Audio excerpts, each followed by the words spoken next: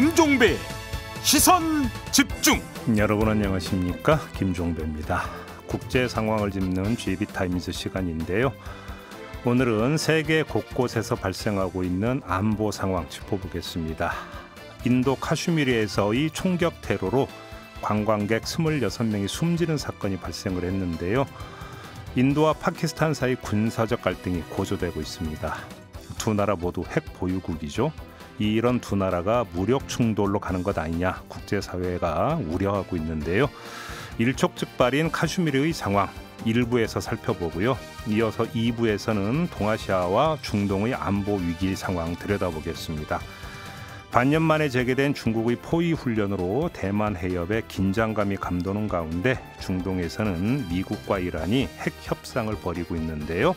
어떤 흐름이 있는지 짚어보겠습니다. 5월 4일 일요일 김종배의 시선집중 광고 듣고 시작합니다.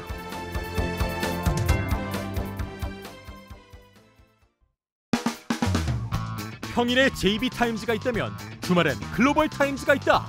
테마로 알아보는 국제정치 GB타임즈. 네, 세 분과 함께합니다. 다큐엔 뉴스 코리아의 김영미 대표 모셨고요. 어서 오세요. 네, 안녕하세요. 서울신문의 송현석 기자 모셨습니다. 어서 오세요. 네, 안녕하세요.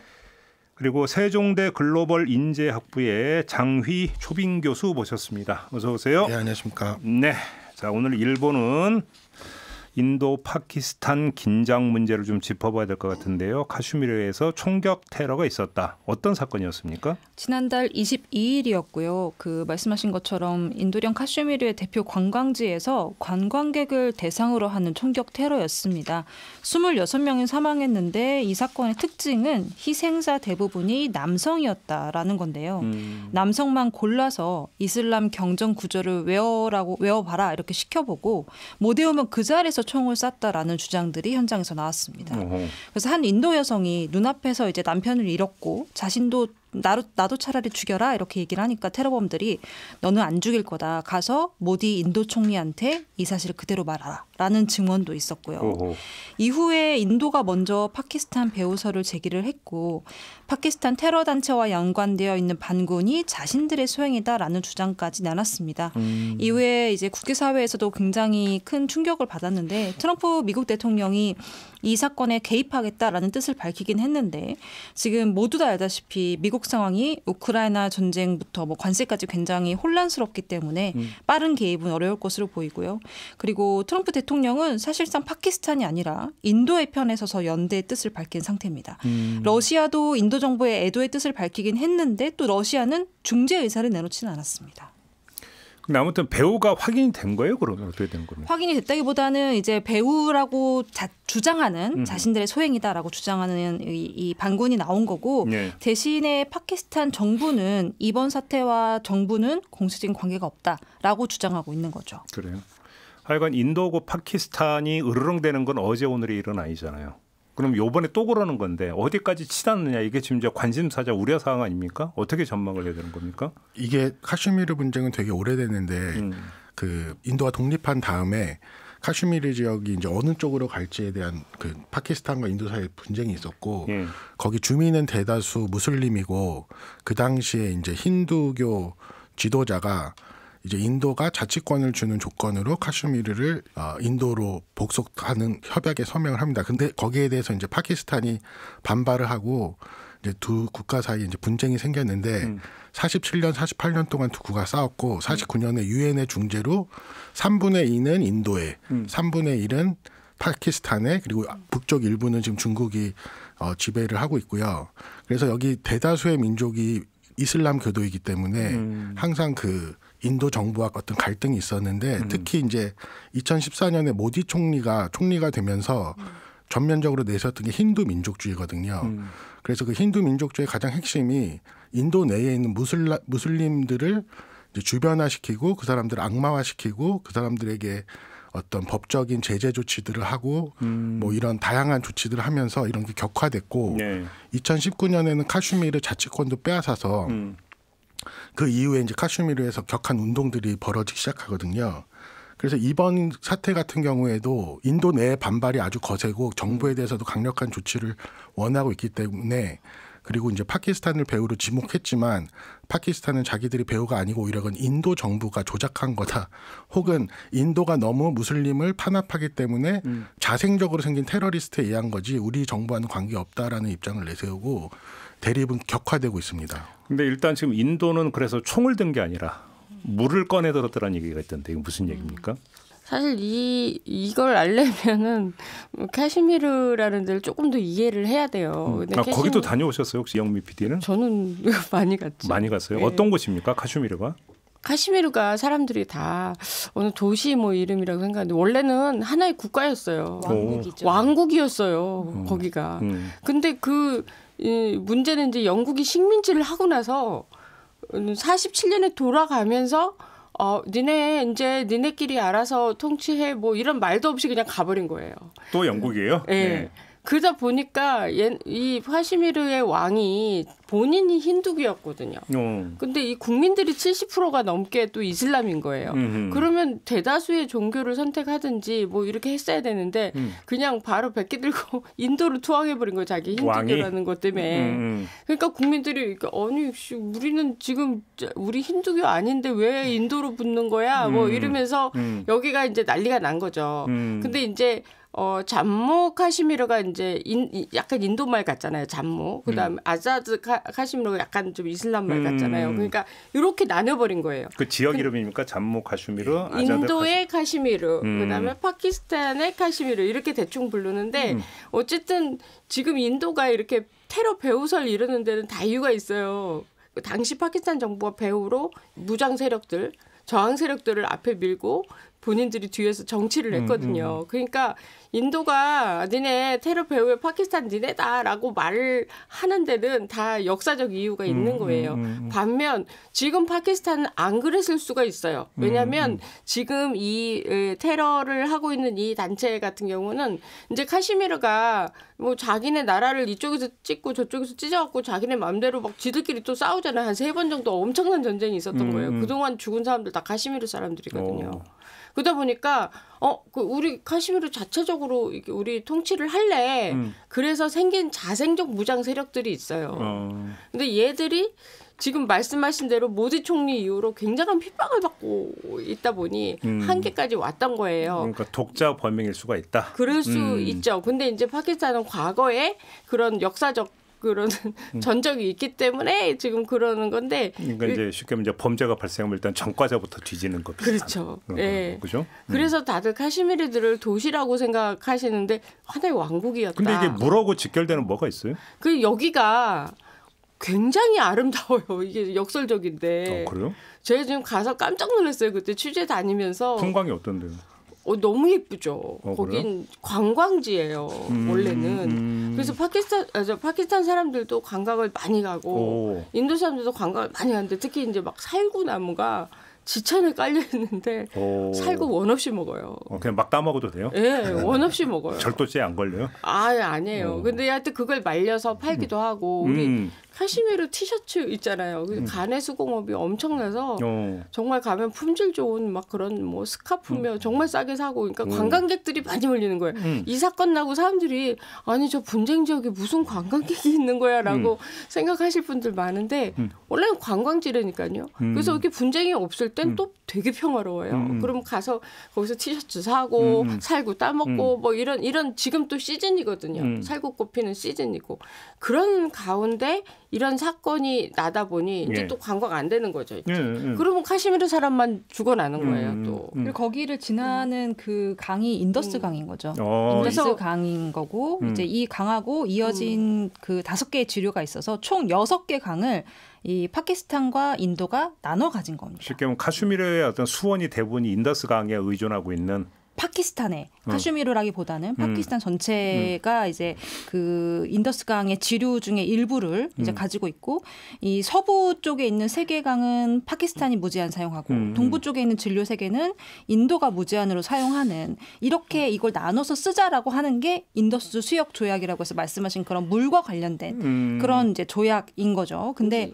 인도가 상류국이기 때문에 이제 하류국인 파키스탄이 물을 좀 잘 쓸 수 있게 이 인도적으로 책임을 책임을 져야 하는 그런 게 이 계약서 안에 있는 거고. 물 끊어버리겠다 이렇게 나올 수 있는. 그렇죠. 왜냐하면 파키스탄이 이제 전체 수자원의 80%를 이 조약을 통해서 공급받은 물을 통해서 살고 있기 때문에 이게 끊어져 버리면 사실 타격이 굉장히 클 수밖에 없죠. 그런 거면 우리나라는 한편으로는 뭐 이 그 자원이 부족하다는데 정말 다행이에요. 아니, 감사한 일이죠. 북한이 물 끊고 이러면 우리 난리 나는 그런 사태가 없는 게 얼마나 다행인 줄 아세요? 아마 옛날에 평화의 댐 얘기 있어요. 아니 그건 물을 많이 줘서 생긴 일이고. 아무튼 말해서 뭐 우리나라의 물이 대부분이 중국에서도 바로 난 강에 의존한다고 한번 상상을 해봐요. 그러니까요. 저번에 저희가 뭐 이제 안보 자원 이런 얘기를 했었지만 사실 이런 자원은 거의 타고 태어난 거라서 DNA 같은 거라서 쉽게 바꾸기가 어려워요. 그러니까. 근데 그런 거에 우리가 뭔가 이렇게 잡혀 있는 게 없다라는 거는 그러니까. 감사한 일입니다. 뭐 한강, 낙동강 이런 게 얼마나 고마운 존재예요. 그러니까요. 아무튼 어쨌든 파키스탄의 물이 거의 80% 이상이 여기서 와요. 그러니까 인도가 끊으면 대책이 없네. 지금부터 파키스탄 엄청 덥거든요. 난리 나는 거예요. 그러니까 그래요? 인도 정부가 이번 사태를 보고 강경 대응을 하면서 물 끊겠다. 그다음에 파키스탄 사람들 다 내쫓겠다. 그리고 지금 뭐 미사일 발사 훈련하는 거 막 공개하고 거의 북한처럼 그런 영상이 막 나오는 거예요. 그러다 보니까 파키스탄 입장에서는 만약에 이 정부가 진짜 이 일을 만들지 않았더라면 정말 억울한 거가 되죠. 그럼 지금 파키스탄은 어떻게 나오고 있는 거예요? 파키스탄 정부는? 파키스탄은 일단은 이제 테러 사건 이후에 국경 지역에서 계속 지금 그 소규모 충돌이 계속 이어지고는 있거든요. 예. 근데 이 인도에서는 파키스탄 군인들이 이유 없이 갑자기 총질을 했다고 주장을 해요. 그런데 파키스탄은 아까 말씀하신 것처럼 우리는 우리 정부하고는 관련이 없는 일이다라고 주장을 하고 있지만 그렇다고 해서 손 놓고 있을 수는 없으니 일단은 뭐 인도 항공기가 영공으로 진입하는 걸 금지한다든지 무역을 중단한다든지 인도인 비자 취소 그러니까 이런 것들이 사실 인도가 파키스탄 사람들을 탄압하는 데 쓰는 그 도구들하고 똑같은 거거든요. 그거를 지금 똑같이 돌려주고 있는 거예요. 그리고 지금 파키스탄하고 이제 아프간 국경에도 무장 세력이 등장을 해서 파키스탄이 이 무장 세력 한 50여 명을 사살했다 밝혔고 이 배후에 인도가 있다라고 주장을 하면서 사실 국제 여론 전에도 지금 뛰어드는 그런 모양새로 가고 있습니다. 그래요? 제가 봤을 땐 그 인도라기보다 다른 워낙 많은 이슬람 무장 세력들이 그렇죠. 많기 때문에 그 중에 하나였을 것 같은데 이게 정부가 이렇다라고 말하면 그다음부터 바꾸기가 힘든 거예요. 본인들도 정보국을 갖고 있고 하니까. 근데 저는 이번 인도랑 파키스탄 충돌에서 가장 황당했던 게 이 파키스탄이 취한 조치 중에 인도 영화 상영 금지. 이게 말이 되나요? 아니 어차피 핸드폰으로 다 유튜브 보고 그러면서 다 보는데. 원래 이 영화 제일 많이 생산되는 게 뭐 할리우드 이렇게 했는데 인도라면서요? 할리우드가 제일 많이 제작한다고. 서남아시아에서는 대부분 인도 영화가 가장 인기 있는. 그다음에 인도 영화는 다 노래를 해야 된다면서요? 인도 영화를 이제 한 번 보기 시작하잖아요. 그러면 끊을 수가 없어요. 그래요? 중독성이 있어요. 그래요? 그 뭔가 노래를 하는 그 모습들이 중독성이 있고. 근데 아무튼 인도 영화 상영 금지하면 인도에 타격이 되나요?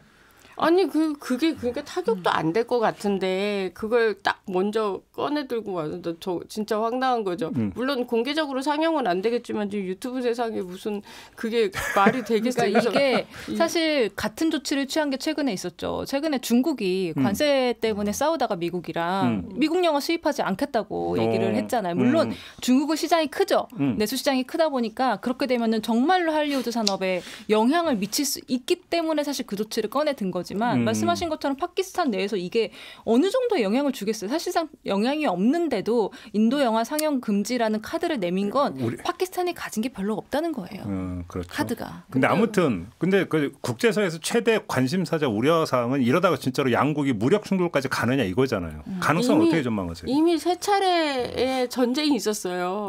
그 중에 이제 막 가서 우리 그냥 전쟁이 있었다라고 말하는 정도가 아니라 진짜 양쪽의 군대가 다 충돌을 하는 그런 사태 전면전이 3번이나 있었다고요. 그래서 지금은 사실 그렇게까지는 아니지만 갈 소지가 높은 거고 진짜 무서운 거는 이 양국이 핵무기를 갖고 있다는 거예요. 근데 아까 내가 영화 상영 금지 이 얘기를 드렸지만 이 지금까지 카시미르 분쟁이 제일 이렇게 정체성을 보여주는 게 바로 이런 거거든요. 양쪽이 다 이렇게 뭔가 있어 보이는 거, 그러니까 약간 저게 진짜 실효가 있을까라고 싶은 것들까지 다 끄집어내서 막 으르렁거리는 그 모양새가 굉장히 세거든요. 근데 오히려 역으로 영화 상영 금지까지 꺼내 든다라고 하는 것은 군사적인 충돌까지는 가고 싶지 않다라는 뜻이 거기에 깔려 있는 거잖아요. 왜냐하면 양국이 핵무기가 있기 때문에 진짜 붙어버리면 지구 종말이잖아요. 그러니까 이 둘은 그걸 감당할 수가 없어요. 그래서 거기까지는 죽었다 깨도 가면 안 되는 거죠. 근데 알려면 큰일 나지. 핵전쟁까지는 뭐 가기 어렵겠지만 2019년에도 그 카시미르 지역의 그 포격을 서로 자살폭탄 테러. 자살폭탄 테러 이후에 인도가 폭격기를 보내서 공습을 하고 파키스탄이 막 격추시키고 이런 그 무력 충돌은 있었거든요. 네. 그래서 지금도 사실 이 테러 이후에 며칠 동안 국경지대에서 교전이 있었고 그리고 이제 양쪽 다 지금 군대를 모으고 있어요. 그래서 뭔가 일종의 무력 충돌은 일어날 가능성이 상당히 높다고 보고요. 그게 뭐 제한전이나 이런 것들은 제한적인 것으로 그 이전에도 이렇게 싸웠기 때문에 사실은 여기가 저는 이 두 국가가 국경선에서 그 와가 파키스탄 와가 경비대랑 그거 보면 진짜 딱 카시미르 분쟁의 모양새예요. 와가가 뭐예요? 와가 국경이라고. 그 국경선에서 양쪽 국가의 그 경비대들이 서로 이렇게 춤같이 대결을 벌입니다. 매일 그 국기 하강식 때. 댄스 배틀을 한다고요? 아니 댄스 배틀은 아닌데 이렇게 가서 우리가 세다는 식으로 막 와 뭐 이렇게 하고 그 제식을 보여주는데 양쪽이 그거를 거의 고개처럼 발을 누가 얼마나 더 높이 드는지 뭐 그리고 그거를 몇천 명이 모여서 그걸 구경합니다. 그래서 저는 그거 볼 때마다 진짜 카시미르 분쟁이 비슷해요. 그러니까 이 사람들은 말리지 않으면 계속 이렇게 조금씩 이렇게 업그레이드가 되거든요. 이 싸움이. 근데 항상 누군가 말려서 그래도 분쟁까지는 안 갔는데 이번에는 좀 말릴 사람들이 없는 거죠. 그러면 지금 국제사회 아까 저기 트럼프 같은 경우는 저기 인도 편 들고 있다고요? 네네. 왜냐하면 일단 미국이 인도를 피해국으로 규정을 했고 뭐 인도 쪽에 설 것이다 이렇게 예고를 한 상황인데 반대로 중국은 파키스탄을 믿는다. 우리는 파키스탄의 주권을 이제 지지한다. 그래서 파키스탄이 지금까지 반테러를 위해서 얼마나 노력해야 하는지 안다. 지금 이렇게 얘기를 하고 있어요. 그러니까 중국은 인도하고 영토 분쟁을 오래 겪었고. 그렇지. 그럼 인도가 또 미국하고 군사 정보까지 공유할 정도로 가까운 거를 이미 오랫동안 경계를 하고 있었기 때문에 인도와 적대적인 관계에 있는 파키스탄을 중국은 꾸준히 지지를 해왔던 겁니다. 1:1 프로젝트를 통해서 경제적으로 군사적으로도 협력을 많이 하고요. 그런데 이제 인도 같은 경우, 미국 같은 경우는 중국 견제를 위해서라도 사실 인도를 지지하는 게 맞는 거죠. 근데 아까 김영미 대표님이 얘기를 잠깐 하셨는데 이 인도는 종교랑 정치가 완전히 분리되지 않은 국가잖아요. 그러다 보니까 지금까지 그 과격한 힌두교도들에 의한 이 무슬림 탄압이 너무 심해가지고 이거에 대한 인권 문제가 굉장히 예민했단 말입니다. 근데 미국은 원래 이런 인권 문제를 눈뜨고 보는 나라가 아닌데 지금은 트럼프 대통령이 들어와 있기 때문에 이익을 보고 움직이는 인물이 들어와 있으니 어쨌든 이익을 위해서 중재에 나설 가능성까지는 있죠. 근데 지금은 미국이 너무 바쁘고 미국 우선주의라고 해놓고 사실상 온갖 데 안 끼는 데가 없는 상황에서 인도랑 파키스탄까지 지금 이 중재까지 나선다. 이거는 사실 미국으로서는 손이 모자란 상황이고 그리고 인도 같은 경우는 이 미국이 관세 전쟁을 시작한 이후에 중국에서 공장을 빼앗는 기업들이 많이 생겼잖아요. 그러다 보니까 이런 기업들이 중국에서 방을 뺀 다음에 이 인도를 선택하는 기업들이 많아졌단 말이에요. 그러다 보니까 인도에 자본이 많이 밀려들고 있어요, 지금. 그래서 인도 국방부가 10조 원이 넘는 돈을 들여서 프랑스 전투기를 26대를 또 최근에 계약을 했단 말입니다. 그러니까 인도는 계속해서 이렇게 군사력을 응집하고 있고 물론 파키스탄도 뭐 군사력을 이제 대외적으로 공개가 많이 안 됐으나 가지고 있는 군사력이 있지만 사실상 규모로 비교를 해봤을 때 인도가 훨씬 큰 규모는 맞거든요. 그렇다 보니까 파키스탄 입장에서는 이제 중국을 배후에 두고 중국 같이 움직여야 되는 입장인 거죠. 거의 3배예요. 그 국방력이 인도가 파키스탄의 거의 3배인데다가 과거에는 파키스탄하고 미국하고 테러와의 전쟁하면서 엄청 서로 사이가 좋았죠. 근데 지금 다시 이제 미국이 파키스탄이 아닌 인도 쪽에 손을 들어주게 되면 지금 그동안 했던 테러와의 전쟁으로 닦은 파키스탄과 미국과의 그 그렇죠. 어떤 동맹 관계들이 그렇죠. 이제 다 휴지가 되는 건데 여기서 이제 사실 미국이 이른바 인도 태평양 전략까지 이제 이게 연결이 되는 거잖아요. 그렇죠. 보통 이제 인도 태평양 전략은 뭐 보통 이제 대만해 우리가 좀 이따 그 얘기 좀 할 거지만 이런 쪽으로 많이 주목을 했는데. 여기서도 이제 뭐 어떤 하나의 시험대가 열 수도 있다 이런 얘기로 연결이 되는 거 아닙니까? 이게 거의 이제 아시아의 분쟁으로 이게 들어오면서 그러니까요. 중국과 인도와 사이가 또 안 좋아요. 중국하고 인도가 또 사이가 안 좋아서 뭐 저기 뭐 투석전 벌이고 뭐 몽둥이 들고 싸워요. 국경에서 근데 사실 그렇게 하는 데는 서로 새가슴인 거잖아요. 총 나왔다간 큰일 나니까 몽둥이 들고 가는 거지 군인이 무슨 총안 들고 이렇게 가겠습니까? 어쨌든 인도와 중국과의 사이가 엄청 안 좋으니까 파키스탄은 중국 편을 중국에게 좀 SOS를 할 수밖에 없고 저는 트럼프 대통령이 이 상황에서 딱 매뉴얼이 정해져 있어요. 사실 인도든 파키스탄이든 나한테 이익이 되는 애들 편 손들게라고 할 건데 그러면 이제 뭘 줘야 될 거 아니에요. 인도도 그렇고 파키스탄도 그렇고.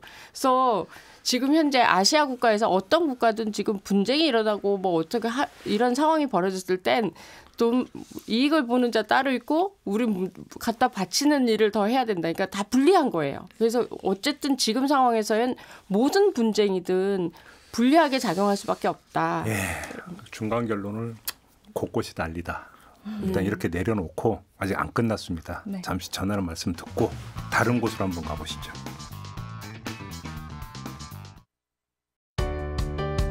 때로는 날카롭게, 때로는 삐딱하게, 그러나 매 순간 섬세하게 시선이 필요한 우리 사회 곳곳을 살펴봅니다.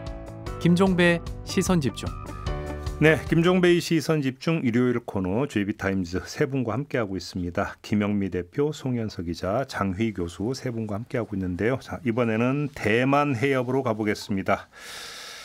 기류가 좀 심상치 않다는 이야기가 전해지고 있다는데 어느 정도인가요? 일단 지난달 초에 중국이 육해 공군에 로켓군까지 동원해서 대만 해협에서 대규모 훈련을 실시를 했거든요. 네. 이 로켓군이라는 게 중국군의 전략미사일 부대인데 핵 탄도미사일까지 다루는 핵심 전력입니다. 대만 섬을 이제 사방에서 포위하는 형태로 이제 진행이 됐고요. 그리고 미 구축함이 이 훈련이 있은 지 3주 정도 후에 이 대만 해협을 통과를 했습니다. 그러니까 미국이 모든 국가의 항행의 자유를 지지한다는 거 보여주기 위해서 대만 해협을 통과했다 이렇게 밝혔는데 네. 지금 미국 입장에서는 대만 해협은 국제 해협이고 이걸 중국이 마음대로 통제해서는 안 된다 이렇게 주장을 하고 있고 근데 중국은 미국 군함이 자국 해안에 들어오는 건 국가 주권의 침해다 이렇게 반박을 하고 있는 거죠. 그래서 이 미중 패권 경쟁 안에서 대만 해협에 대한 통제권이 어떤 군사적인 요충지로 이제 떠오르면서 지역 갈등 자체가 글로벌 이슈까지 확대가 된 그런 상황이라고 볼 수 있습니다. 근데 이 대만 봉쇄훈련은 한두 번 있었던 건 아니지 않나요? 여러 차례 있었습니다. 예. 여러 차례 있었고 실제로 실탄을 사용한 훈련들도 예, 충분히 있었고 그런데 그때마다 미국이 매번 이렇게 구축함을 대만 해협을 지나가게 한다든지 이런 식으로 반응하지 않다가 오히려 이제 미국의 반응이 더 그렇죠. 눈에, 미국의 반응이 훨씬 더 이번엔 조금 뜨거웠다 이렇게 볼 수 있는 거죠. 근데 또 대만 침공론 얘기가 또 나오는 겁니까 그러면? 지금 트럼프의 관세 전쟁 중에 있잖아요. 그래서 뭐 중국도 어떻게 보면 본인들의 카드들을 보여줘야 된다는 생각을 하는 거고, 그래서 지금까지 이제 대만 침공론은 중국의 고도의 선전 전략이었거든요. 그래서 선전 전략이 나올 때는 노리는 바가 분명히 있을 거고, 그건 대만이 아니라 미국을 향하고 있다라는 걸 분명히 하고 있고, 이번에 이제 이런 훈련을 하면서 마지막이 뭐냐면, 그러니까 미국의 함정을 어떻게 막으면서 대만을 봉쇄하느냐. 이게 사실 이 훈련의 가장 중요한 초점인 거예요. 마지막에. 어떻게 나오는지 보려고. 그렇죠. 그러기도 하고 대만을 봉쇄시킴으로써 이제 미국이 그러니까 가운데 중국이 껴버리니까 중국과 미국이 어떤 식으로 랑데뷰를 하느냐. 그 훈련인 거죠. 그렇게 본다 그러면 다분히 좀 정치적인 쇼업이라고 좀 생각을 하는데, 문제는 이럴 때마다 심장 뛰는 이 대만 국민들이 지금 문제인 거죠, 지금. 그러니까 이게 원래, 네. 사실 왜 2025년이냐? 원래 27년 아니었어요? 원래 27년이고 사실 2022년에는 2023년이라고 했어요. 2023년에는 2025년이라고 했단 말입니다. 근데 이제 또 홀수로 넘어가네. 네, 계속 홀수로 들어가긴 해요. 근데 그것도 다 이유가 있는 게 사실 왜 2020년대 후반이냐, 중후반부터 이런 어떤 구체적인 시기가 이제 거론이 되기 시작했냐면 사실상 중국이 대만을 다시 우리 땅으로 가지고 오겠다라는 거는 이미 오래전부터 있었던 얘기고, 그리고 그게 당연히 중국 사람들 입장에서는 너무 당연한 거였어요. 왜냐하면 중국이 경제개발 5개년 계획을 매년 5년마다 발표를 하면서 언제나 대만 이야기가 들어갔고, 중국 입장에서는 이게 일종의 100년의 꿈인 거예요. 그러니까 100년 동안에 차곡차곡 계획을 세워서 우리는 대만을 가지고 온다인 건데, 그런데 이전에는 왜 이런 얘기가 없었냐. 왜냐하면 그때는 중국의 군사력 자체가 준비가 되지 않았다고 판단이 됐던 겁니다. 근데 지금은 그렇지가 않은 거예요. 이미 아까 얘기했던 로켓군이라든지 중국의 국방력이 엄청난 돈을 쏟아붓고 있기 때문에 이제는 준비가 된 것 같아. 근데 왜 2022년에 2023년 얘기가 나왔었냐면 그때 당시에도 준비가 됐다고 주위에서는 판단을 한 거예요. 대만도 얘네 이제 들어올 준비가 된 것 같은데 했는데 무너진 게 이제 뒤로 돌아오는 이제 썰에 의하면 시진핑 중국 국가주석이 약간 모자랐다고 판단한 거예요. 우리의 국방력이 대만 들어가긴 조금 모자란 것 같아. 조금 더 준비해라. 이래서 시간이 조금 늦춰진 거지. 사실상 23년에 들어올 수도 있었다라는 얘기들이 있는 거고, 그리고 중국이 지금 준비하고 있는, 그러니까 이번에 훈련을 한 것도 그렇고 이런 것들이 시뮬레이션을 돌려보면 일단 중국은 전투기를 먼저 날려서 대만의 군사시설을 타격하고 섬 주요 입구를 무조건 먼저 봉쇄하는 거를 목표로 하고 있거든요. 근데 이게 시간 싸움인 거예요. 시간 싸움이다 보니까 얼마나 빨리 들어가느냐. 그리고 미국 항공모함이 접근해서 전투기를 날려보내기 전에 어떻게 대만 전체를 주요 지점을 수복하느냐. 이런 것들을 지금 점점 굉장히 타겟팅한 그런 훈련들을 진행하고 있는 거죠. 잠깐만, 근데 지금 송현수 기자의 그 이야기를 듣다가 무서워지는데 대만 침공론이 그러니까 이른바 뻥카가 아니라 실행될 수도 있다고 보시는 거예요? 아니 중국은 진짜로 이게 뭐 언젠가는 되겠지가 아니고 그냥 돼야 되는 일 중에 하나인 거예요. 그러니까 많은 사람들이 할 수도 있고 안 할 수도 있다고 생각하는데 사실 중국을 공부한 사람 입장에서는 이거는 그냥 시기의 문제일 뿐이지. 그래요? 네, 반드시 일어날 수 있는 일이에요. 아까 카시미르 같은 경우는 그럴 수도 있고 안 그럴 수도 있고 늘 그런 식으로 왔지만 여기는 다르다고 봐요. 저는 좀 다르게 보는데, 그러니까 그 최근에 상황을 봤을 때 우리가 이제 이 전쟁을 만약에 일으킨다면 그걸 통해서 얻는 이득과 손해를 생각한다면. 뭐 시진핑도 그렇고 미국도 그렇고 이런 지금 전쟁을 시작한다는 게 너무 부담이 크기 때문에 물론 이제 국가의 어떤 큰 목표로 우리는 통일을 해야 된다라는 이야기는 꾸준히 있었긴 하지만 실제로는 그 양쪽 지도자의 어떤 성향, 실용주의적인 성향이나 아니면 그들이 그걸 통해서 이뤄야 되는 것들을 봤을 때 그 하기가 어렵고, 한편으로 어떤 얘기들도 있냐면 지금 이제 이런 얘기들이 미국 정보 쪽에서 많이 나오고 미국도 이제 거기 대비해서 지금 군사 대비를 하고 있는데 오히려 이러한 식의 움직임이 중국을 더 자극해서 실제로 이런 일을 기대하고 있는 게 아닌가. 뭐 이런 지금 전망들도 나오고 있습니다. 왜 제가 이제 왜 무서운 얘기라고 왜 했냐면 이게 지금 우리한테도 이게 직결되는 사안이거든요. 카슈미르와는 다르게 대만의 문제 같은 경우는 지금 이제 있는 당황과 당연히 이제 주한미군 문제부터 시작을 해서 어찌 본다면 이제 그 한국에도 뭔가를 요구할 수 있다라고 하는 우려가 지금 나오고 있는 상황이니까 이건 남의 문제가 아니니까. 근데 바람하지 않는 건 부동산 폭망론과 같은 것이 되기를 바란다. 왜 그러냐면 부동산 폭망론이 국내에서 10년 안에 부동산이 폭망할 거다라는 얘기가 20년 전부터 나왔거든요. 기억하시죠? 네. 아직 안 오잖아요. 그죠? 그거랑 똑같죠. 신문은 없어진다.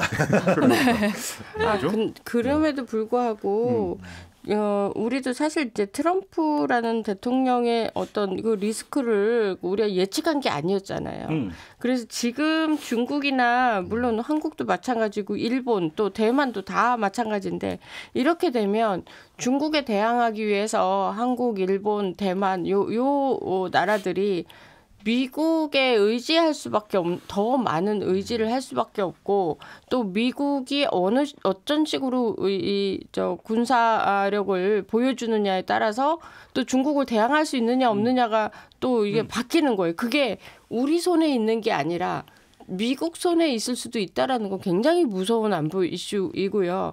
진짜 중국은 옛날에 이렇게 우리가 사실 중국군 그런 별일 없이 옛날 한 10년 전만 해도 그렇게까지 주요하게 안 봤는데 요즘은 당나라군.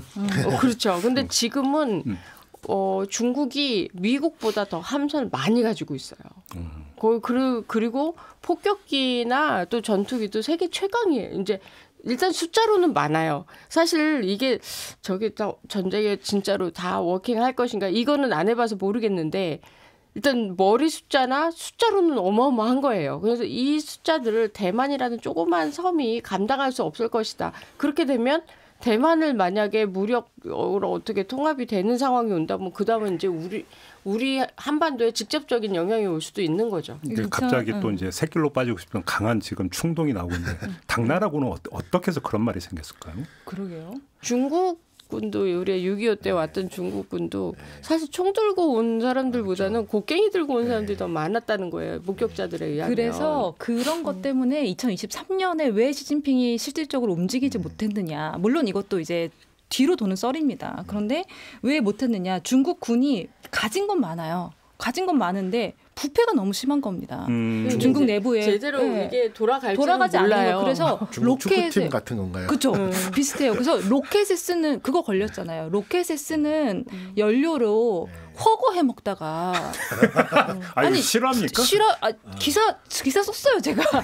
네, 그 진짜로 로켓에 쓰는 연료로 허거를 맞아요. 해 먹다가 걸린 거예요. 그래서 그 사람이 막 처벌을 받고 이런 이제 내용들이 나오는데 이제 중국군은 시진핑이 그래서 굉장히 열심히 그 부패 척결을 위해서 움직이고 있는 거고 이 아까 김영미 대표님이 그 미국에 우리가 저 의존할 수밖에 없다 중국의 이런 움직임이. 근데 저는 이걸 조금 다른 시각으로 보는 게. 그 지난달인가요? 저희가 일본의 원시어트 구성에 대해서 잠깐 이야기했죠. 아주 짧게.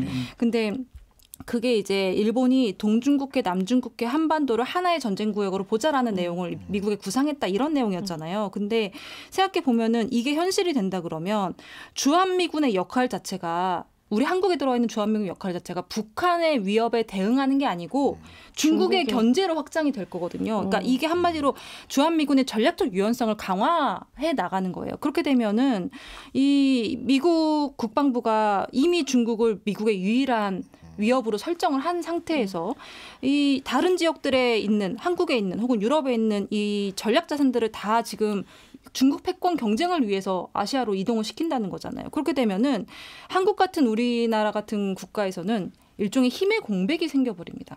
그럼 주한미군이 빠져나간 이 힘의 공백을 그냥 미국은 니들이 스스로 알아서 채워 이거거든요. 우리는 사실 미국에 의존한다기보다는 미국이 빠져나간 그 공백을 어떻게 메울 거냐에 대한 그 고민이 생겨버리는 거예요. 중국이 대만을 침공하는 문제에 있어서. 그리고 대만 위기가 현실이 되면 북한이 움직일 수밖에 없거든요. 왜냐하면 중국군이 대만으로 들어가게 되면 미군이 따라 들어가겠죠. 당연히 이걸 막아야 되니까. 그럼 미국이 비어있는 틈을 타서 북한이 한국으로 먼저 치고 내려올 수 있는 기회를 엿볼 수 있다는 겁니다. 근데 예전에는 북한이 원래 이렇게 못한다고 했어요. 왜냐하면 북한은 중국 군사력으로 봤을 때도 한국에 훨씬 뒤지고 중국이 없으면 안 되니까. 근데 지금은 러시아가 있잖아요. 푸틴이 있기 때문에 충분히 이거는 위협적일 수 있습니다. 왜 오늘 아직 여름도 안 됐는데 호러로 가요 이렇게? 왜 호러로? 이거는 네. 근데 사실 이런 모든 이런 최악의 경우 안보 이슈는 최악의 경우를 대비하는 데 있어서 물론. 우리가 이게 의미가 있는 건데 이제 문제는 중국하고 북한하고의 관계보다는 러시아하고 북한하고의 관계가 좋아지면 더 이렇게 완전히 돈독해져 버렸잖아요. 지금은. 진짜 어저께 제가 그 영상을 봤는데 그 북한군하고 러시아군하고 합동 이렇게 훈련하면서 작전을 군사훈련을 그걸 봤는데 너무 무서운 거예요. 이게 저들이 저런 능력이 있다면 진짜 능력을 저만큼 키운다면 쓰려고 노력하겠구나. 근데 사실 이게 시시각각 변하는 중인 거예요, 지금. 사실 우리는 12월부터 계엄령 때문에 바빴잖아요. 우리 국내 이슈가. 어제만 해도 막 뒤집어지는 뉴스가 나오고 막 다 바쁘잖아요. 그 사이에 안보 이슈가 너무 급박하게 돌아갔어요. 우리 정부 쪽에서 이거를 빨리 이제 호러라고 하셨는데 최악의 경우를 우리는 준비를 할 수밖에 없는 거죠. 전쟁은 안 되죠. 그러니까 며칠 전에 나온 게 이건 방송 부적합이라 뭐 자세히 옮길 수는 없지만 우크라이나 여기자 시신. 네. 네네. 그거 보면서 진짜 이 전쟁은 안 된다. 절대 안 됩니다. 네, 그런 것들을 다시 한번 저희는 확인해보는. 최악의 상황을 가정한 것뿐이지. 그러니까. 네. 저는 또 최악을 뭐 가정을 해야겠지만 그렇다고 해서 완전히 뭐 미국에만 의지하고 그냥 남이 움직이는 대로 따라가고 뭐 그럴 필요는 없을 것 같아요. 저희가 또 중국과도 계속해서 대화를 하고 러시아도 대화를 하고 그러면서 이런 상황이 오지 않도록 하는 다양한 방법이 있을 거고 그리고 주한 미군 같은 경우에는 밥 우드워드 기자가 쓴 그 피어라는 책에서 맨 앞에 보면 그 당시에 그 백악관에 있던 그 한 참모가 책상 위에 놓인 한미 FTA 서명문을 숨기는 거에서 시작을 하거든요. 그걸 숨기는 이유는 거기에서 처음으로 아마 미국에서 주한미군의 필요성을 왜 그것이 중요한가를 처음으로 아마 공식적으로 설명한 부분인 것 같은데 미국의 안보에 있어서 주한미군도 왜냐하면 북한이 핵무기를 갖고 있기 때문에 매우 중요해서 이 주한미군을 갖고 있는 것 자체가 미국의 안보에 있어서 매우 핵심적이다. 그렇기 때문에 FTA를 없애는 거를 막기 위해서 그걸 숨겼고 트럼프가 다행히 그걸 까먹어가지고 아니 지금 알려주시는 거 아니에요? 근데 작년에 우리도 방송을 했지만 전 세계가요 각 나라마다 국방비 최대예요 최대. 지금 그런 상황이기 때문에 뭐가 어디서 터지면 그 여파가 굉장히 심하고. 그러니까 지금 간단히 이야기를 하면 뭐 이제 그러니까 저기 해외 주둔 미군들 뭐 구조조정 얘기 나오고 맞아요. 재배치 계획 얘기 나오고 막 지금 이러고 있는 상황이기 때문에 이제 이 동북아 정세도 급변하고 있고 그런 상태에서 우리 정부의 능동적 대응이 정말로 절실한데 예, 그렇습니다. 문제는 이제 12.3 내란 때문에 거의 공백성 이게 통상 문제로만 국한되는 게 아니거든요. 맞아요. 이게 안보 이슈가 제일 큰 문제이고요. 그러니까요. 지금 현재 급박하게 돌아가는 안보 이슈들이 전부 아시아예요. 또. 그러니까요. 뭐 지금 오늘 얘기 드렸던 뭐 카시미르 분쟁도 그렇고 대만도 그렇고 또 이란도 심상치가 않거든요. 지금 미국하고 이란하고 핵 협상이나 이런 것들도 굉장히 우리하고 영향을 많이 미칠 수밖에 얘기 나온 없는 김에 거거든요. 그 얘기까지 좀 해보죠. 지금 일단 그 미국하고 이란이 핵 협상에 다시 들어갔다면 이건 반가운 소식 아닌가요? 뭐 반가운 소식이기는 한데 지금 아직 뭐 협상이 진행 중에 있고 그리고 이게 또 간접 협상의 방식으로 진행이 되고 있어서 간접 협상 이런 게 뭐예요? 그러니까 한마디로 그러니까 실제로 오만이 이제 중재국이거든요. 그래서 양측 미국하고 이란이 오만으로 들어가서 이제 협상장에는 들어가는데 각각 다른 방에 있습니다. 그래서 이란이 미국을 믿지 못해서 그래서 안 만나는데 대면은 안 오만 되는 사람이 왔다 이란하고 갔다 해요. 얘기해서 네. 얘기해봐. 예. 그다음에 오만 사람이 미국 미국에 가서 미국에 맞아요. 전해주고. 방을 왔다 갔다 하면서 근데 옆방이에요. 바로 옆방에 있는데 무슨 뭐 중매서 하는 것도 만나지 아니고 않아요. 뭐예요 이게 지금? 근데 그렇게 안 하면 이란은 또 내부에서는 강경파들이 왜 직접 협상을 하느냐 우리가 밀릴 게 뻔한데 이렇게 해서 반발을 하고 또 같은 테이블에 미국하고 앉아 있으면 사실 사이즈가 맞지 않아서 밀릴 거라고 판단하기 때문에 그래서 직접 협상은 절대 안 한다가 이란의 강경 기조. 이걸 원한다고 전화 거라 그러면 네 하고 그렇죠, 가서 네. 그렇죠. 아래 어머니 옵니다. 이렇게 해줘요. 되는 거예요? 맞아요. 네, 그래서 영어로. 그 이란은 누군가 확실한 증인이 중간에 있어야지 자기들이 협상을 하겠다고 증인. 예, 증인을 내세우기 위해서. 그러면 이게 뭐 예, 낙관적으로 오만을 전망하기 힘드네 분위기부터가. 아니 그렇잖아요. 근데 근데 미국도 갖고 나온 안 중에 미사일에 대한 이야기가 있는 거예요. 그래서 니네 미사일 생산 억제해라 뭐 이렇게 나오는데 아니 미사일은 미국이 종주국이거든요. 아니 그리고 이란 입장에서는 아니 미사일은 그냥 미사일이지 우리는 핵 협상하러 온 건데 왜 미사일 얘기를 꺼내냐. 이런 거지. 근데 이거 트럼프가 근데 그 테이블에 앉기로 결정한 것 자체가 참 그 눈길을 끄는 거 아닌가요? 그렇죠. 왜냐하면은 이 트럼프 일기 때 원래 이거를 뒤집었잖아요. 그렇지, 오바마 때 시작했던 그렇지. 거를 맞아요. 그 뒤집었는데 이제 이 바이든 행정부 들어서도 이란 핵합의 복원이 안 됐었고 근데 트럼프도 원래는 하기는 할 건데 굉장히 나중에 할 거라고 예상을 했었어요. 그런데 이게 초반으로 굉장히 땡겨진 게 지금 트럼프가 하고 싶은 뭔가 그 노벨 평화상에 그 이어지는 그런 다양한 이슈들이 있잖아요. 평화상이에요 또? 그 중에 하나가 이제 그 이스라엘과 그 중동 지역의 안정. 왜냐하면은 중국에 빨리 대응을 하려면 그러니까 사실 이것도 이전의 정부 기조들하고 비슷한데 선택과 집중을 하겠다는 거거든요. 중국 견제를 위해서 우리는 빨리 우크라이나 전쟁 이런 것들 중동 전쟁 종식시키고 우리는 우리는 빨리 손 빼겠다. 이건데 지금 이제 제가 봤을 때 문제는 이스라엘인 거죠. 이스라엘이 중간에서 굉장히 반발을 하고 있는 거예요. 왜냐하면 당연히 이란하고 앙숙인데 그렇지. 미국하고 합의를 그렇지. 손을 잡아버리면 자국한테는 이제 불편하겠죠. 그래서 이스라엘이 지금 계획하고 있는 게 미국이 안 된다고 해도 우리는 이란 핵시설 먼저 때릴 거야. 이거예요. 그러면은 미국하고 무슨 합의를 하든지 말든지 일단은 우리가 핵시설 망가뜨려 버리면은 이란은 못 만들 거 아니야. 이거거든요. 근데 만약에 이게 현실이 된다? 그러면은 트럼프가 가만히 있겠습니까? 이란을 이스라엘을 굉장히 혼낼 거란 말이에요. 이런 사실 그 어떤 갈등이 지금 예고가 되어 있는 상황이죠. 근데 이게 다 인권 이슈하고도 또 맞물려 있기 때문에 이스라엘도 갖고 있는 리스크가 있고요. 또 이란도 마찬가지거든요. 그랬을 때 이제 미국이 지금 이란 문제를 이 카드를 만지작거리는 것 중에 하나는 다분히 이스라엘을 통제하겠다는 얘기예요. 그렇게 해서 이제 이란하고 하면서 이스라엘을 이제 그렇죠. 그 긴장을 통제하겠다는 시키고 얘기인 말 듣게 시키겠다. 그렇죠. 근데 이스라엘이 그걸 안 들으려고 하니까 지금 이제 갈등이 예고가 되어 있는 거죠. 근데 사실 이런 이스라엘이 주는 어떤 이익도 있거든요. 미국 입장에서는. 근데 그건 그거대로 취하고 또 통제는 통제대로 하겠다는 얘기인 거예요. 그럼 이스라엘 입장에서 우리는 이제 우리가 호구야 이렇게 되는 거고, 더군다나 네타냐후가 지금 거의 폭주를 하고 있잖아요. 지금 이스라엘 안에서 진짜 폭주를 하는 게 저 진짜 깜짝 놀란 게 그래도 저 정도까지는 아니었는데라고 생각했던 지역까지도 다 폭격하고 막 난리가 나고, 심지어는 이스라엘 군인들조차도 이대로는 더 안 된다. 이렇게 너무 민간인 우리 보고 많이 죽이라고 하니 우리 안 되겠다라고 막 연판장을 돌리고 난리도 아닌데도 혹시 이스라엘 군도 파업 들어갈 수 있습니까? 그럼? 이미 조짐이 많아요. 왜냐하면 전쟁 파업. 쉬지도 못했거든요. 지금 이게 한 몇 달째예요. 쉬지도 못하고, 그리고 무슨 사고가 나면 다 군인 책임으로 돌아가고, 네타냐후는 정치적으로 쏙 빠져 있고, 이런 상황에서 사실 이스라엘 국민 입장에서는 정말 부글부글하는 입장인데, 이렇게 싸우고 하마스라는 이란 인권 문제를 안고 있는 상황에 미국이 자기네들 통제하려고 이란 카드를 가지고 나온 건 정말 화나는 일인 거예요.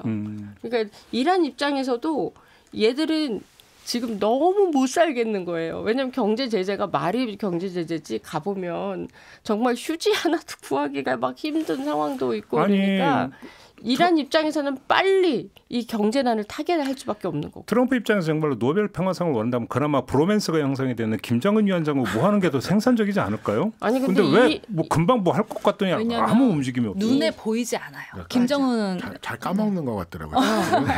저도 그 생각이.